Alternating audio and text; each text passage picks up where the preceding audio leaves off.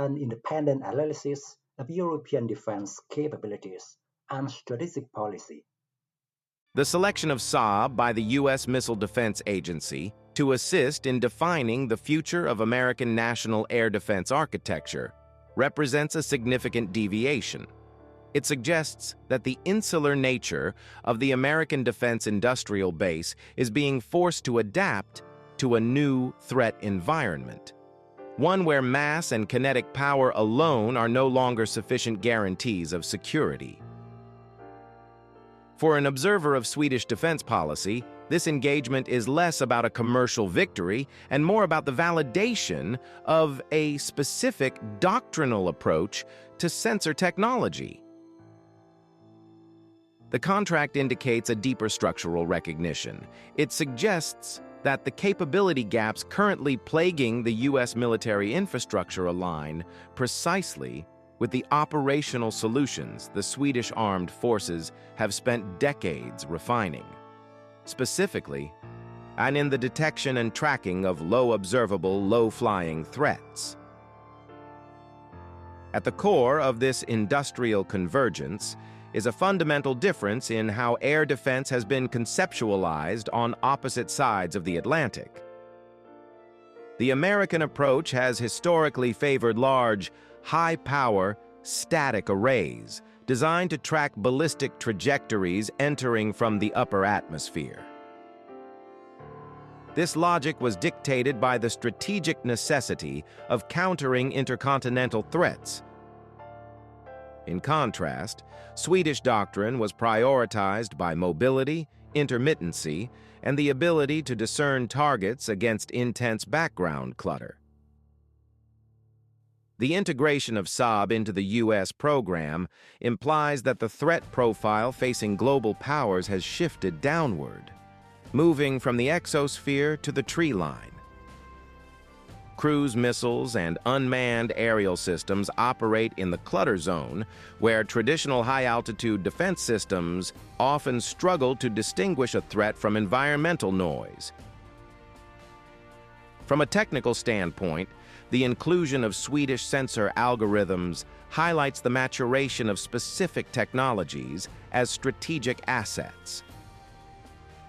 The Giraffe radar family and the 9LV combat management system were developed under the constraint of needing to survive in a high electronic warfare environment. When the U.S. Missile Defense Agency seeks to integrate these capabilities, it is acknowledging an efficiency deficit in its own legacy systems. The American pursuit of the indirect fire protection capability has faced repeated delays and software integration challenges.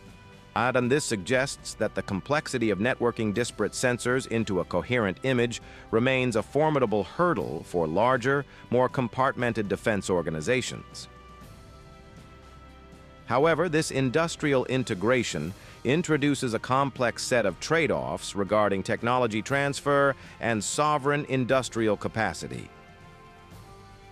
To satisfy the stringent security requirements of the U.S. Department of Defense, Saab has had to expand its physical and industrial footprint within the United States. While this facilitates market access, it creates a bifurcation in the supply chain. In practice, this means that the manufacturing know-how for critical national security systems is increasingly duplicated or migrated offshore. For Swedish defense planners, this raises a question of long-term sustainability. See, if the primary customer for advanced sensor nodes becomes the U.S. military, the research and development priorities may eventually drift. They may shift to suit American expeditionary requirements rather than the specific territorial defense needs of the Nordic region. The operational implications of this partnership extend into the realm of alliance interoperability. The objective is not merely to buy a radar, it is to achieve a seamless sensor-to-shooter loop. Achieving this requires overcoming significant friction in software architecture.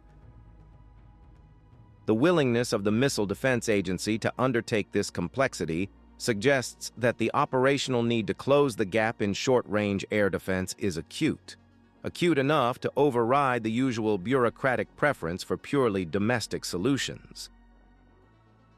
Financially, the systemic impact exceeds the monetary figures. It embeds Swedish industrial standards into the heart of the NATO air defense backbone. This creates a dependency that is mutually reinforcing but also restrictive. For Sweden, it secures a revenue stream that domestic procurement budgets could never sustain alone. Conversely, it exposes the Swedish defense industry to the volatility of U.S. congressional budget cycles. A cancellation or de-scoping of the program in the United States could have disproportionate shockwaves on the workforce in Sweden. This demonstrates the vulnerability inherent in coupling a smaller defense economy to a global superpower. Furthermore, this development must be viewed through the lens of Sweden's evolving role within the NATO alliance structure. No longer just a consumer of security guarantees, Sweden is positioning itself as a provider of specialized architectural solutions. The ability to export a command and control philosophy marks a maturation of the Swedish defense identity. It challenges the dominance of the large prime contractors who have historically monopolized the system integration roles. By proving that a smaller, agile player can provide the brain for the system, even if the muscle remains American, the dynamic of the transatlantic defense market shifts slightly. There is also a subtle friction between the stated policy of strategic autonomy and the reality of deep industrial integration. While European policy rhetoric often emphasizes the need for a self-sufficient continental defense industrial base, the practical reality is that the scale of U.S. demand often dictates technical standards.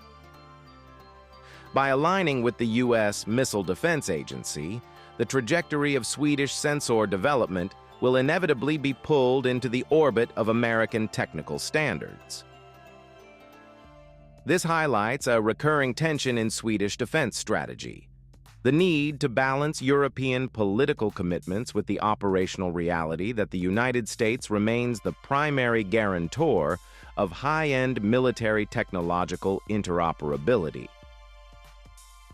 Ultimately, the utilization of Swedish technology to close the gaps in the American air defense umbrella serves as a functional stress test for the concept of allied interchangeability.